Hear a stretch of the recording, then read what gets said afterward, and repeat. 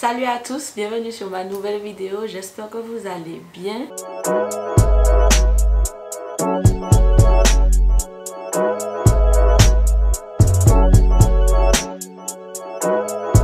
On est là, puisqu'on va partager un petit moment pour blablater. Aujourd'hui, moi je vais vous faire une story time expérience où je vais vous raconter en fait comment j'ai vécu, puisque pour ceux qui me suivent sur les réseaux depuis plus d'1 an, puisque c'était le passage 2017 à 2018. Donc je viens vous parler de ma phlébite. On va savoir qu'est-ce que c'est déjà une phlébite, comment reconnaître les symptômes, qu'est-ce qu'il faut faire, qu'est-ce qu'il ne faut pas faire, et surtout le point le plus important, comment ça a changé ma vie. Parce que ma vie a changé. Déjà cette vidéo là, je voulais vraiment la faire parce que moi quand j'ai eu ma phlébite, j'ai cherché sur YouTube des personnes qui parlaient un peu de comment ils avaient vécu ça, de ce qu'ils avaient fait, ce qu'ils n'avaient pas fait, quelles répercussions que ça avait, etc. Et vraiment j'avais trouvé une vidéo. Donc déjà on va commencer par la base. Déjà c'est quoi une phlébite? Parce que moi je vous dis, avant d'avoir eu ma phlébite, je ne savais pas c'était quoi une phlébite. Déjà je ne savais même pas écrire le mot pour vous dire. Phlébite ou thrombose veineuse, il faut savoir en fait que c'est un caillot de sang qui 9 fois sur 10 se forme dans la jambe. La plupart du temps c'est souvent le mollet ou le pied. Pour moi c'est le pied. Donc thrombose veineuse tout simplement parce que en fait le caillot se forme dans la veine. Donc c'est à dire que le caillot vient boucher la veine et le sang a du mal à passer et empêche au sang de remonter au poumon. Voilà, c'est aussi simple que ça. Donc pour aller plus vite, si tu as une phlébite, à n'importe quel moment tu peux mourir, ok? Moi je suis une fille très comme ça, je suis très bon, c'est pas grave si et ça dépend de certaines choses. Mais vraiment là, pour ma phlébite, je l'avais vraiment pris en mode cool. À mon âge, dans la vingtaine d'années, ce n'est pas du tout, mais pas du tout normal. En général, il y a possibilité d'avoir une phlébite vraiment à partir de la quarantaine. 40, 70 ans, normalement c'est l'âge dit normal pour avoir une phlébite. Mais bon, vous savez très bien qu'avec la vie, les changements, l'environnement, l'alimentation, etc., tout change. Donc, il se trouve que moi, à 23 ans, j'ai eu une phlébite. Ça a commencé en 2017. Donc il se trouve que les vacances de Noël arrivent, je me sentais bien. Il y a rien qui aurait pu m'alarmer sur le fait que j'avais pas mal aux jambes, j'avais rien. Je me sentais bien, j'allais à l'école, je faisais mes affaires, enfin bref. Le 30 décembre 2017, il y a les boucans de la baie à Port-de-France. Donc c'est-à-dire le feu d'artifice pour la nouvelle année, etc. J'y vais avec mes amis et d'habitude c'est super galère pour pouvoir accéder au centre-ville. Donc moi je me gare dans les quartiers aux alentours de Fort-de-France. Je descends les escaliers et pendant que je descends les escaliers, bizarrement j'ai mal au pied, mais d'un seul coup au pied gauche. Mais vrai, quand je vous dis vraiment d'un seul coup, c'est-à-dire que je marchais normalement et d'un seul coup j'ai eu mal, bim, rien de chaud, tu vois. Donc je continue, je fais mes affaires, etc. On regarde les boucans de la baie, feu d'artifice, ouais, super. Mon pied me faisait toujours mal. Mais c'était encore pire et en plus de ça j'avais du mal à manger, c'est à dire que d'un seul coup je me suis mise à boiter. Je rentre chez moi et le lendemain il se trouve que je me réveille avec une espèce de grosseur sur le pied.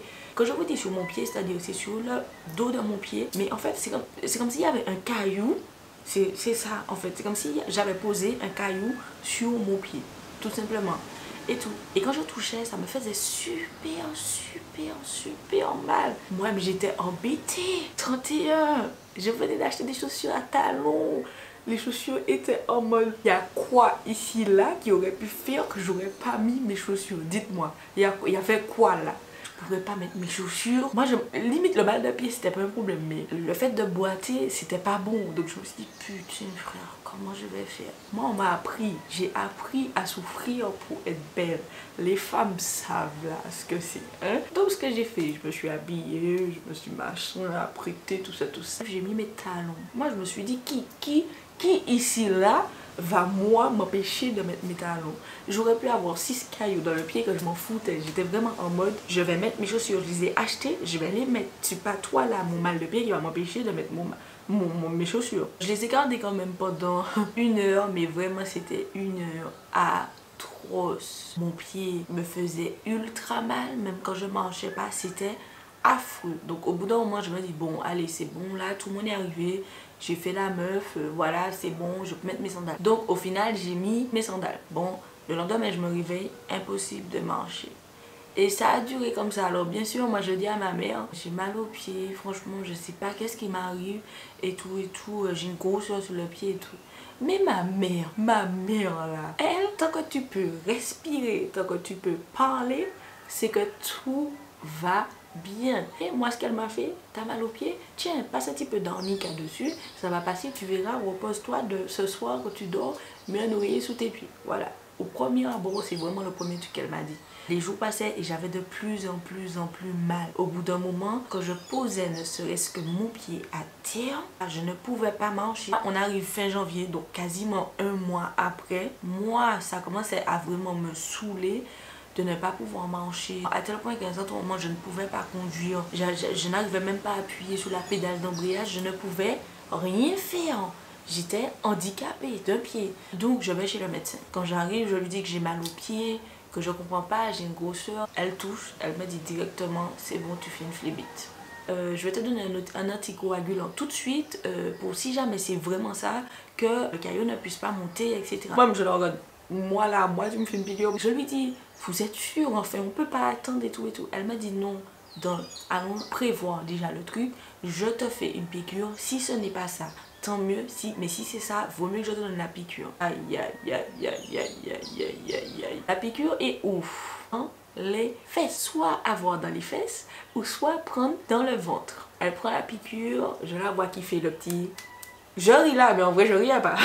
Non, parce que j'ai peur des piqûres. Moi, tout ce qui est prise de sang piqûre, c'est pas mon truc. Moi, je suis pas dans ça, je suis pas dans ça. Elle tient mon ventre. Elle me dit, juste avant de me piquer, t'inquiète pas, ça va un peu te brûler quand le produit va rentrer.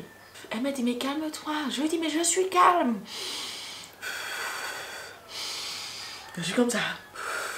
Oh Seigneur. Elle me dit, mais bon, on y va. 1, 2, boum.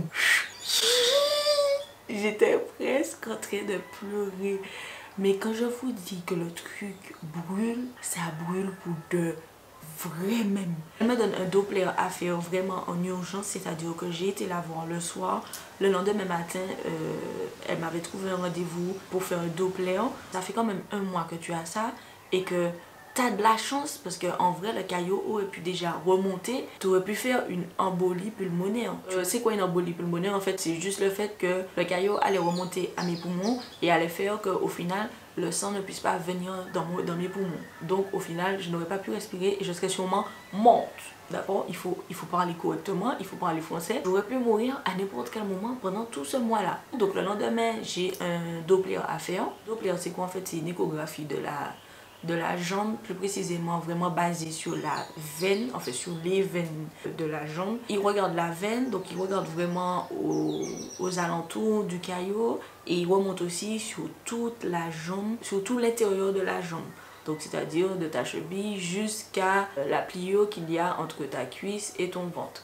Pas douloureux, c'est vraiment une échographie. Lui-même aussi était super surpris qu'à mon âge, j'ai une phlébite. Lui aussi, il m'a dit, mais quel âge tu as? 22 ans. Il a constaté que c'était vraiment ça. Il m'a dit, mais c'est pas normal. Je lui ramène le Doppler à mon médecin traitant. Elle me dit, bon, eh ben ok, c'est vraiment une phlébite, c'est très grave, mine de rien, à ton âge, etc. Tout le monde m'a bien rabâché que c'est pas normal. Et de là, je m'attendais pas à ce que ma vie change autant. Donc de là, elle me dit, tu prends la pilule? Oui, d'accord, tu arrêtes dès maintenant. Ok, j'arrête la pilule tout de suite. À l'époque, je prenais Trinordiol. Pilule, je crois que quasiment aussi, les filles de mon âge, c'est Trinordiol ou Minidril ou Lamia, je crois. Mais enfin, n'importe quelle fille connaît cette pilule-là, quoi. Elle m'a dit, à partir d'aujourd'hui, il faudra que tu portes des bas de contention.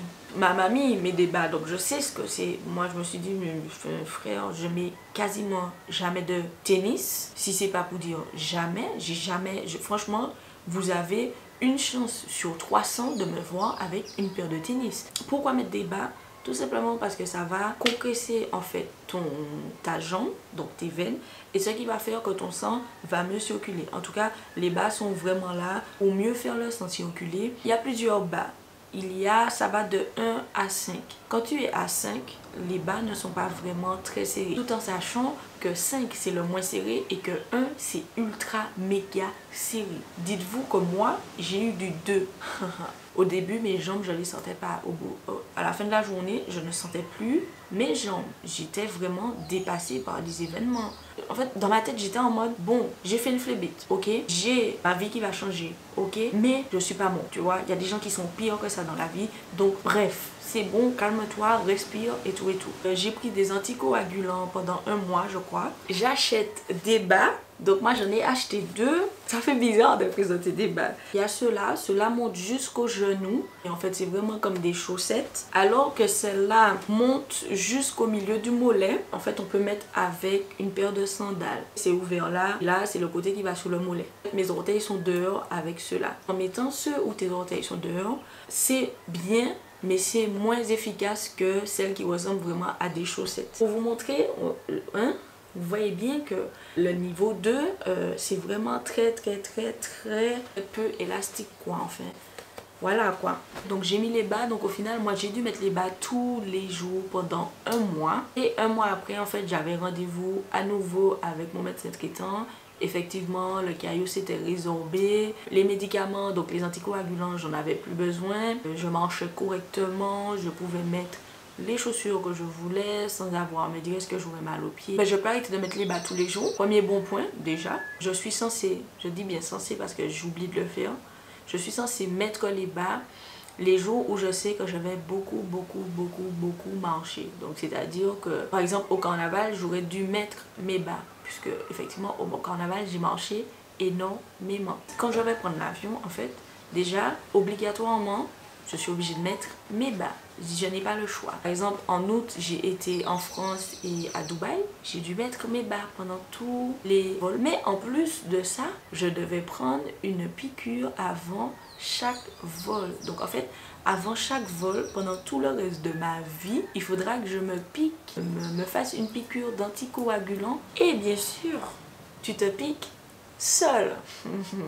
On arrive pour moi au plus gros changement de ma vie, c'est-à-dire le fait d'avoir arrêté le Trinordiol, mon ancienne pilule, où c'était une pilule normale pour une fille de mon âge. Et aujourd'hui, je me retrouve en fait à prendre une pilule de femme qui a déjà eu des enfants. Pour vous expliquer, donc la pilule que je prenais avant avait le cycle des 21 jours, je crois. Je suis pas sûre. Enfin bref, c'est celui où il y avait la pause d'1 semaine où en fait tu prenais ta pilule, tu n'avais pas tes règles. Et la semaine où tu ne prenais pas la pilule, tu avais tes règles. Je me retrouve aujourd'hui maintenant à avoir une pilule continue. Que j'ai mes règles ou que je n'ai pas mes règles, je prends la pilule. Je suis passée de Trinordiol à Optimizette. C'est la seule pilule qu'aujourd'hui je peux prendre. J'ai appris ça quand j'ai eu ma phlébite, que la pilule, ça favorise dans les risques de la pilule, dans l'un des milliers de risques de la pilule, il y a la phlébite.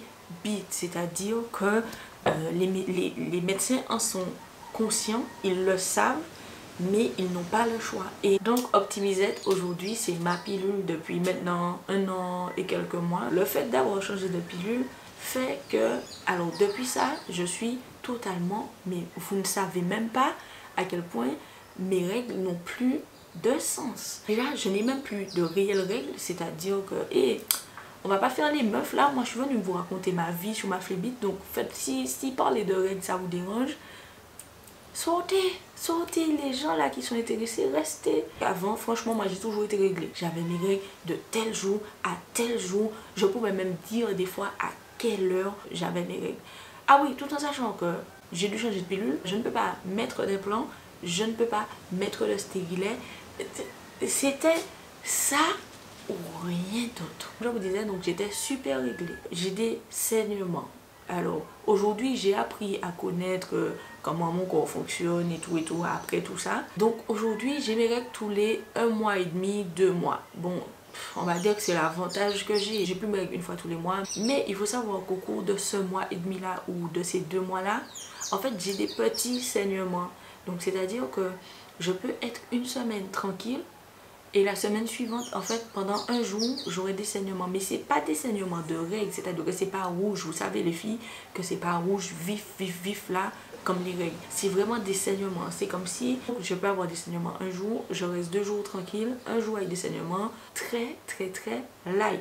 Voilà, pendant tout le mois et demi ou les 2 mois où je ne suis pas censée avoir mes règles, en fait, je me retrouve avec des saignements. Quand j'arrive au moment où j'ai mes règles, donc avant mes règles duraient 3 jours, quand j'étais réglée, etc. Maintenant, mes règles varient entre 5 jours minimum et 10 jours. Est-ce que c'est pas magnifique? Les premiers jours, donc on va dire les 4-5 premiers jours, c'est la même chose. C'est des petits saignements au fil de la journée. Et puis, il y a 3 jours vraiment où j'ai les saignements de règles même, c'est-à-dire le rouge vif. Puis le reste des jours, des petits saignements toujours très light et tout. Voilà, ça a changé ma vie. Un tout petit truc, entre parenthèses, un petit caillou mine de rien peut changer ta vie pour toujours. Ça n'a pas d'impact sur le fait d'avoir des enfants ou non. Ça ne m'empêche pas d'avoir des enfants. Juste que quand j'aurai des enfants, il faudra que je le dise. Il faudra que je sois super méga bien suivie. Il y a aussi certaines choses que je ne peux pas faire, des médicaments que je ne peux plus prendre.